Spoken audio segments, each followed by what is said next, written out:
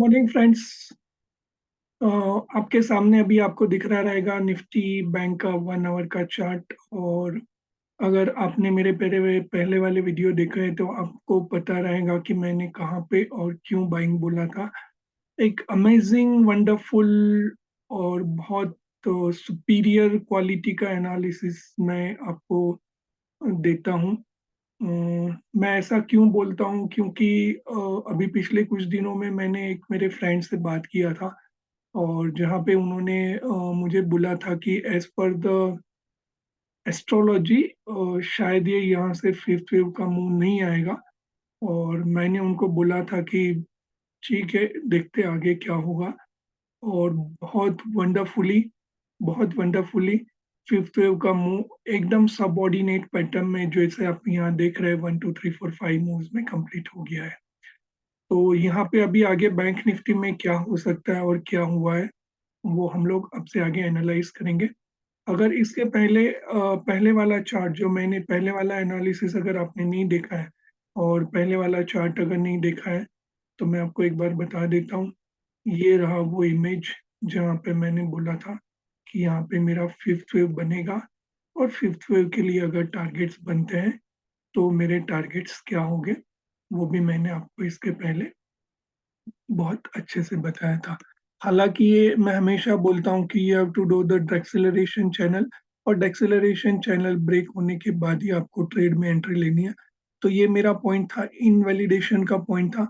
आपने देखा रहेगा 1 आवर कैंडल पे क्लोजिंग बेसिस पे इसने इनवैलिडेशन को टच नहीं किया है और यहाँ से एक वापस एक डाउन मूव देके उसने बहुत वर्टिकली मेरे 1 2 3 तीनों टारगेट अचीव किए हैं।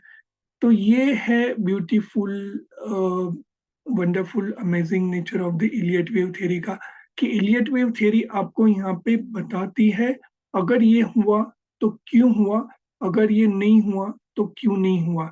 दोनों आंसर है इलियट वेव थ्योरी के पास आपके क्वेश्चंस के। हालांकि मैंने बहुत बार देखा है कि गैन थ्योरी है या एस्ट्रोलॉजी थ्योरी है या बहुत सारी अलग भी थ्योरी है, मगर उसमें आपको वो मूव नहीं हुआ तो क्यों नहीं हुआ उसका आंसर नहीं मिलेगा।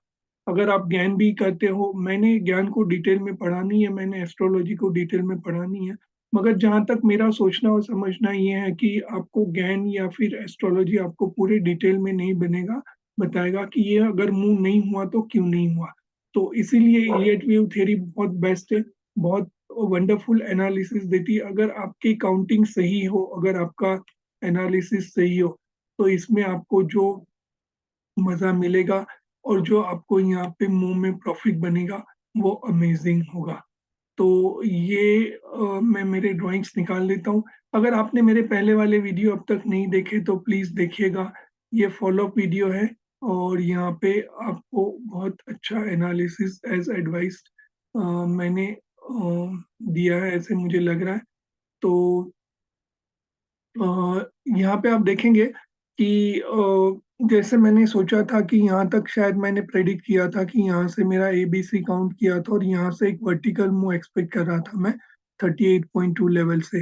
हालांकि मार्केट सिनेरियो कुछ अलग था उस वक्त और उसने वापस से एक कॉम्प्लेक्स करेक्शन में जाके यहाँ पे और एक कॉम्प्लेक्स करेक्टिव मूव बनाने के बाद उसने 0.5 बनाया और 0.5 इनवैलिडेशन को बिना ब्रेक किए वहां से उसने एक वर्टिकल मूव दिया। अगर ये आप यहाँ पे देखेंगे तो ये बहुत अच्छे से सबऑर्डिनेट पैटर्न में मेरा फिफ्थ वे गया है, 1 बना, मेरा 3 बना, मेरा 4 बना, मेरा फिफ्थ यहाँ पे बना और वहां पे वापस एक डबल टॉप बनाने की कोशिश कर रहा है ये। तो बहुत ब्यूटीफुली ऑलमोस्ट मेरे तीनों टारगेट कंप्लीट करने के बाद उसने वापस से और एक अपर टारगेट भी लिया। ऐसे यहाँ पे दिख रहा है आपको। तो ये था एनालिसिस। अगर आपने पहले वाले वीडियो नहीं देखे तो प्लीज देखिएगा। अब आगे यहाँ पे क्या हो सकता है।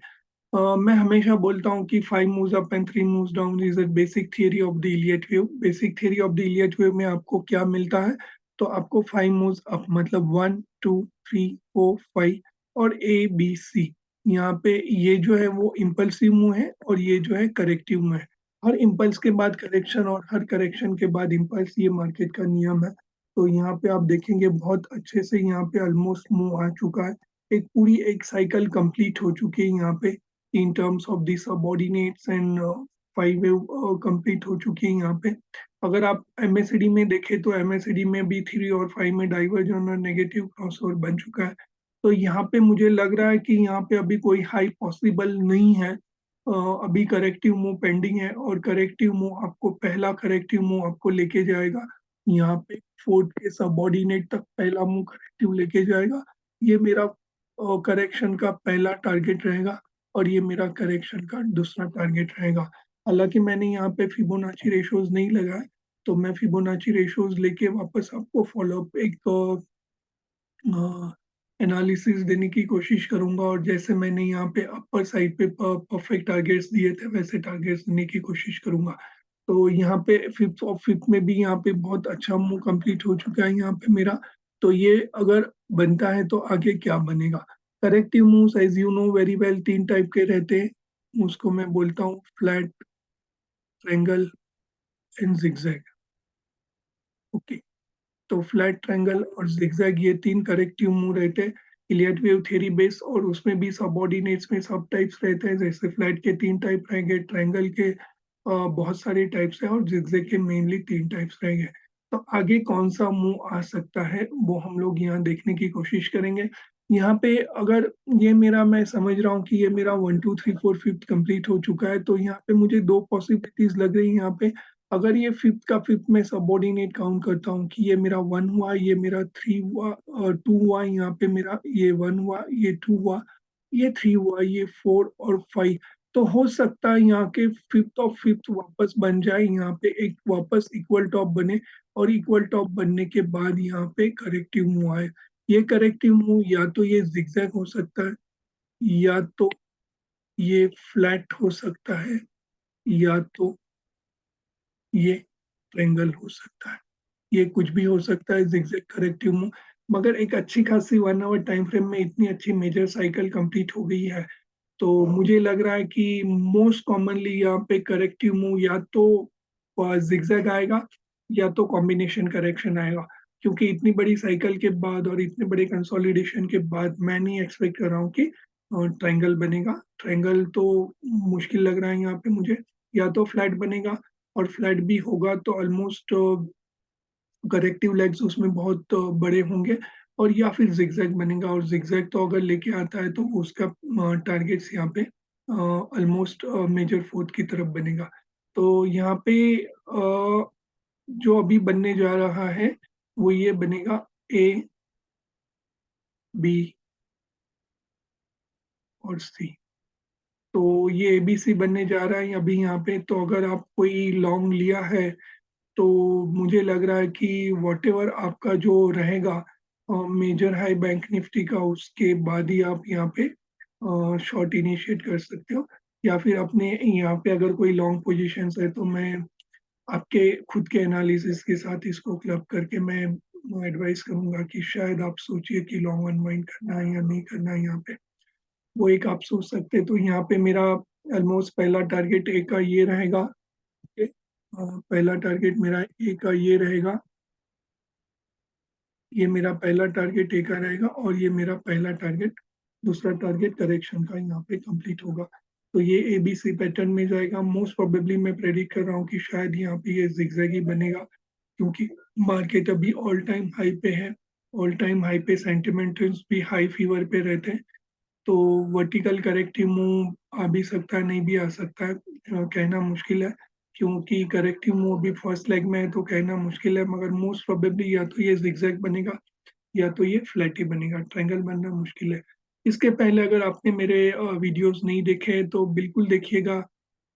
मैंने हमेशा होने के पहले ही बोला है कि अबे क्या हो सकता है। मैं कभी होने के बाद नहीं बोलता हूँ कि ये मैंने बोला था कि ये होगा। अगर आपको फिर भी इतना अच्छा एनालिसिस में कुछ भी डाउट है तो बिल्कुल पूछिएगा। इलियट वेव थ्योरी बेस्ड अगर आपके डाउट है तो बिल्कुल क्लियर किए जाएंगे आपके। बहुत अच्छा एनालिसिस, बहुत परफेक्ट एनालिसिस, बहुत अमेजिंग एनालिसिस यहाँ पे आपको देखने को मिलेगा। तो ये था मेरा video presentation Nifty bank 1 our chart का। अगर इतना अच्छा मूव मिलता है तो बहुत मज़ा आता है। पैसा बनता है और जो कॉन्फिडेंस मिलता है वो एक अलग ही लेवल का कॉन्फिडेंस होता है। तो एक बार वापस मैं आपको बता दूँ कि यहाँ पे मैं 2 और 4 की टर्मिनेशन ट्रेंड लाइन बना देता हूँ। हालाँकि ये टर्मिनेशन ट्रेंड लाइन यहाँ पे मुझे लग रहा है कि बहुत नीचे आ जाएगी। तो पॉसिबल ही है कि टर्मिनेशन चैनल जो अभी आपने यहाँ पे ग्रीन कलर की लाइन देख रही है या फिर उसको भी जिसको मैं अभी रेड करने की कोशिश कर रहा हूँ, तो ये शायद ए का फर्स्ट टारगेट रहेगा यहाँ पे और बी वापस इसको टच करके ऊपर जाके वापस सी के लिए नीचे आएगा। ये कुछ ऐसे हो सकता है। As of now no longs in Bank Nifty और अगर लॉन्ग है तो कोई आप सोच सकते हैं अपने एनालिसिस के साथ अनवाइंड कर सकते हैं। इसके पहले मेरे ऑलमोस्ट 3 वीडियोज़ हैं निफ्टी बैंक निफ्टी के सेम एनालिसिस के रिलेशन में हैं। तो वो भी आप देख लीजिएगा, बहुत मज़ा आएगा। जुड़े रहिए मेरे चैनल के साथ, सब्सक्राइब करिए मेरे चैनल को फॉलो अप लेते रहिए। होने के पहले मैं बताता हूँ तो आप उसमें से प्रॉफ़िट भी बना सकते, आप उसमें से पैसा भी बना सकते और आप उसमें से कॉन्फिडेंस और वहाँ पे मेरे साथ आप मज़ा भी ले सकते हैं इस एनालिसिस का। तो ये था मेरा अब तक का 1 आवर का follow up study of bank Nifty. A like करिए, कमेंट करिए, सब्सक्राइब करिए और नंबर ऑफ सब्सक्रिप्शन आपके फ्रेंड्स को भी रिकमेंड करिए ताकि मेरा सब्सक्रिप्शन बेस बढ़े। एक बार सब्सक्रिप्शन बेस बढ़ने के बाद जो मज़ा आएगा एनालिसिस का और डिटेल्स देने के लिए वो कुछ अलग ही होगा।